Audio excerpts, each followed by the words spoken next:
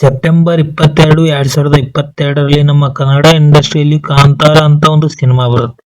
ಆ cinema audience ಜೊತೆ director, writer, producer ಯಾರು ಕೂಡ ಇಮ್ಯಾಜಿನ್ ಮಾಡಕ್ ಆಗದಷ್ಟು ಮೂಡಿ ಬರುತ್ತೆ. ಈ ಸಿನಿಮಾ ಸೈಲೆಂಟ್ ಆಗಿ ಬಂದು ಯಾವುದೇ ಪ್ರಮೋಷನ್ ಕೂಡ ಮಾಡದೆ ಹಾಕಿರೋ ಬಜೆಟ್ ಗಿಂತ 25% ಹೆಚ್ಚರಷ್ಟು ಗಳಿಕೆ ಮಾಡಿ ಕೊಡುತ್ತೆ. 16 ಕೋಟಿಯ ಬಜೆಟ್ ನಲ್ಲಿ ಬಂದ ಈ ಸಿನಿಮಾ ಸುಮಾರು 400 ರಿಂದ 460 ಕೋಟಿ ದೋಚಿಕೊಳ್ಳುತ್ತೆ. ಮೊದಲು 250 ಸ್ಕ್ರೀನ್ಸ್ ಗಳಲ್ಲಿ ಮಾತ್ರ ರಿಲೀಸ್ ಆದ ಈ ಸಿನಿಮಾಕ್ಕೆ ಆಡಿಯನ್ಸ್ ನ ಎಂತ ರೆಸ್ಪಾನ್ಸ್ ಸಿಗುತ್ತೆ ಅಂದ್ರೆ ನೋಡೋಷ್ಟ್ರಲ್ಲಿ ಪ್ಯಾನ್ ಇಂಡಿಯಾ ಆಗಿ 2500 ಸ್ಕ್ರೀನ್ಸ್ ಸಿಗುತ್ತೆ. ಕಾಂತಾರ ಟೈಮ್ ಅಲ್ಲಿ ರಿಷಬ್ ಶೆಟ್ಟಿ ಹತ್ರ ಅಷ್ಟು ದುಡ್ಡು ಇರಲಿಲ್ಲ.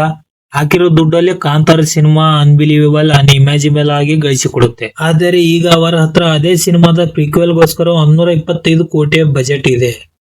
ಇದನ್ನೆಲ್ಲ ನೋಡಿದರೆ ಕಾಂತಾರ ಸಿನಿಮಾ ನಮ್ಮದೇ ಇಂಡಸ್ಟ್ರಿ ಅತಿ ದೊಡ್ಡ ಸಿನಿಮಾ KGF ರೆಕಾರ್ಡ್ ಮುರಿಯುತ್ತಾ ಅಥವಾ ಇಲ್ವಾ?